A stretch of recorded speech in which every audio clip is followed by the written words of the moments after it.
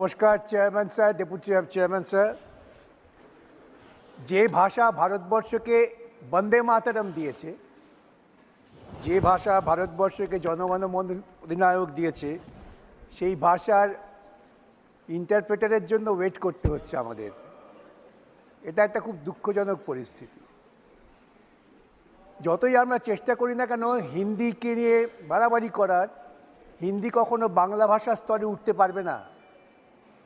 বাংলা ভাষা নোবেল এনেছে।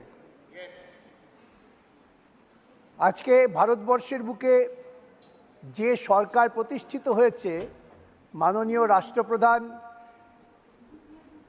চেয়ারম্যান এসে গেছে, মাননীয় রাষ্ট্রপ্রধান যে বক্তব্য রেখেছেন স্যার, এই বক্তব্যটা রাষ্ট্রপ্রধানের হৃদয় থেকে আসেনি। তাকে তোতা পাখির মতো শেখানো হয়েছে। তিনি খাঁচাবন্দি চাইছিলাম খাঁচাবন্দির তোতা পাখি আপনারা জানেন, তারা যা বলে, যা শেখানো হয়, খুকু তুমি ঘুম থেকে উঠেছো, তোতা পাখি বলে খুকু তুমি ঘুম থেকে উঠেছো। আমাদের ভারতবর্ষের রাষ্ট্রপ্রধান তার বক্তব্যে তিনি প্রমাণ করেছেন তিনি রাষ্ট্রের প্রধান নন, তিনি একটা সরকারের প্রধান। মাননীয় চেয়ারম্যান, আপনি আইন বিশেষজ্ঞ, আপনার কাছে আমার ব্যাখ্যা করতে হবে না। রাষ্ট্র এবং সরকার দুটো এক জিনিস নয়। রাষ্ট্র যদি রাষ্ট্রপ্রধানের কথা বলতেন তাহলে সামগ্রিক রাষ্ট্রের কথা আসতো। আমার ভারতবর্ষের রাষ্ট্রের মূল উপজীব্য কি এখন? তা হচ্ছে ভারতবর্ষের সাধারণ মানুষ, যারা দৈনন্দিন জীবন জীবিকার জন্য লড়াই করছেন। বাজারে জিনিসপত্রের দাম, নিশ্চয়ই আমার চেয়ারম্যান বাজারে যান না, তিনি বুঝতে পারবেন না, কিন্তু যারা বাজারে যান তারা বুঝতে পারেন যে সাধারণ দরিদ্র মানুষ আজকে প্রায় না খেয়ে থাকার অবস্থায় আছে। ভারতবর্ষের শিক্ষার অবস্থা কি? বহু লোক আলোচনা করেছেন। আজকে পরিকল্পিত উপায়ে ভারতবর্ষের শিক্ষা ব্যবস্থাকে ভেঙে চুরে প্রাইভেটাইজ করার পরিকল্পনা হচ্ছে। প্রান্তিক স্তরের মানুষেরা লেখাপড়া শিখতে পারবেন না, প্রান্তিক স্তরের ছেলেমেয়েরা উচ্চ পর্যায়ে যেতে পারবেন না। এখন 65 লক্ষ টাকা দিলে গুজরাটের এক কেন্দ্র থেকে নিট পরীক্ষায় সফলকাম হওয়া যায়। যার বাবার 65 লক্ষ টাকা নেই, সে তার মেধা দিয়ে কিন্তু নির্বাচিত হতে পারবেন না। এবং দুর্ভাগ্য আমার, আমি পশ্চিমবঙ্গ থেকে বলছি যে এই রোগ পশ্চিমবঙ্গ ঢুকে পড়েছে। সেখানেও শিক্ষা ব্যবস্থাকে ক্রমশ মার্জিনাল সেকশনের লোকজনের থেকে দূরে নিয়ে যাওয়া হচ্ছে। এই যে কেন্দ্রীয় পরিকল্পনা, এই পরিকল্পনা কি ভারতবর্ষের যে মোরালিটি, দ্য কনস্টিটিউশনাল মোরালিটি, এখানে Hindu morality, Islamic morality, Christian মোরালিটির কোনো জায়গা নেই। স্বাধীন হওয়ার পর অনেক লড়াই করে আমরা স্বাধীনতা পেয়েছি, তার সবচেয়ে ভালো ফসল হচ্ছে ভারতবর্ষের সংবিধান। আপনি আমার থেকে ভালো জানেন সেই সংবিধানের যে মোরালিটি, যেটা আমাদের সুপ্রিম কোর্ট বারবার বলেন কনস্টিটিউশনাল মোরালিটি, সেই মোরালিটির কোনো লক্ষ্য চিহ্ন আমরা এই সরকারের মধ্য দিয়ে দেখতে পাচ্ছি না। করাপশন, আপনি জানেন, আবারও বলি, ভারতবর্ষের সুপ্রিম কোর্ট বলেছেন করাপশন হচ্ছে সমাজের একটা ক্যান্সার, তা ধীরে ধীরে প্রতিটা অঙ্গকে ধ্বংস করে দেয়। আমরা দেখেছি 2014 পর এমন একটি সরকার প্রতিষ্ঠিত হয়েছেন, অবশ্য তার নেতৃত্বে আছেন একজন অজৈবিক একজন প্রাণী, তিনি জৈবিক নন, তার তো মোরালিটি থাকার কথাও নয়, তাই তিনি মোরালিটির কথা ভাবেন না। কনস্টিটিউশনাল মোরালিটি তো অনেক দূরের কথা।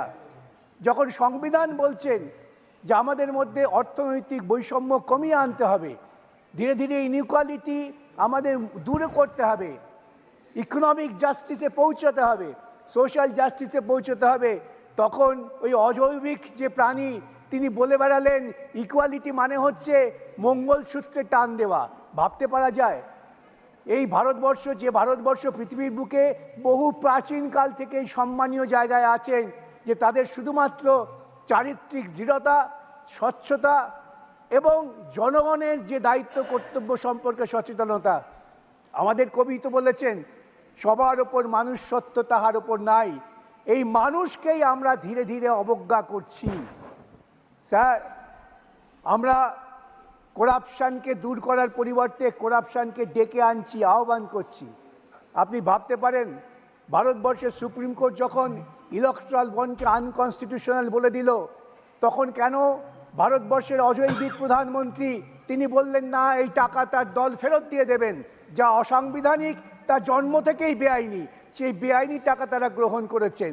ওই দেয়া নেওয়ার তত্ত্ব আমি তার মধ্যে যাচ্ছি না, আমি অনেক মৌলিক জায়গায় আছি। এই যে করাপশন, টাকা দিচ্ছেন কারা?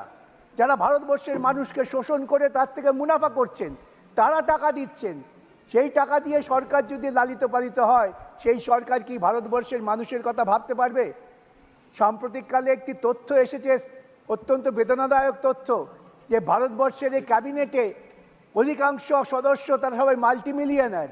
এই যে মাল্টিমিলিয়নার ক্যাবিনেটে যারা আছেন, তারা কি করে মিলিয়ন নিপীড়িত মানুষের কথা ভাববেন? তারা ভাবতে পারেন না। অতএব ভারতবর্ষের সংবিধানের যে ঈপ্সিত লক্ষ্য, সেই লক্ষ্যের দিকে এদের পক্ষে এগিয়ে যাওয়া সম্ভব না। আজকে আমরা দাবি করছি যে এডুকেশন নিড স্কিম তো হঠাৎ এবছর হয়নি, ধারাবাহিকভাবে হচ্ছে। কি ব্যবস্থা নেওয়া হয়েছিল? কে দায়িত্ব নিয়েছে যে আমি আমার শিক্ষাকে সুধার করব, আমার শিক্ষাকে আমি মানুষের কাছে পৌঁছে দেব, দুর্নীতি থাকবে না, শিক্ষায় টাকা থাকবে না? আমরা বলছি গুজরাট মডেল স্টেট, খবর আসছে এখন সমস্ত দুর্নীতির কেন্দ্রবিন্দু হয়ে দাঁড়িয়েছে গুজরাট। এটাকে কি আমরা মেনে নেব দেশের স্বার্থে? আমরা চাই ভারতবর্ষের প্রধানমন্ত্রী তিনি জৈবিক হন, অজৈবিক প্রাণী হয়ে বেঁচে থেকে লাভ নেই। ফিরে এসে তিনি দাবি করছেন তিনি নাকি সংখ্যাগরিষ্ঠতা পেয়েছেন। তার এই দাবির প্রতি আমি কোনো কটাক্ষ করতে চাই না, কেন তার দাবির কণ্ঠস্বরের দৃঢ়তা কমে গেছে। তিনি বেঁচে আছেন দুটো ক্রাচের ওপর, যে দুটো ক্রাচ যে কোনো সময় আবার পাল্টি খেয়ে যেতে পারেন। তখন এরা কি করবেন স্যার? আমি কি আবার আপনাদের কাছে আবেদন করতে পারি না, আপনি কনস্টিটিউশনাল মোরালিটির ব্যাপারটা তুলে ধরুন। আমার শেষ আবেদন আপনার কাছে স্যার, আমরা যে কথা বলছি, যদি আপনার মনে হয় কোনো কথা, কোনো শব্দ গ্রহণযোগ্য নয়, আপনি সেটা বাদ দিতে পারেন, কিন্তু নথিতে রাখবেন আমরা কি বলেছি এবং আপনি কি বাদ দিয়েছেন, যাতে পরবর্তী প্রজন্ম যারা গবেষণা করবে তারা জানতে পারেন যে রাজ্যসভার সদস্যরা কি বলেছেন এবং সেই কথাটা বাদ দেওয়া হয়েছে তা কতটা যুক্তিসঙ্গত ঐতিহাসিকভাবে, সেটাও নির্ণয় হওয়া দরকার। এ কথা বলেই আপনাকে ধন্যবাদ জানিয়ে আমি আমার কথা শেষ করলাম। নমস্কার।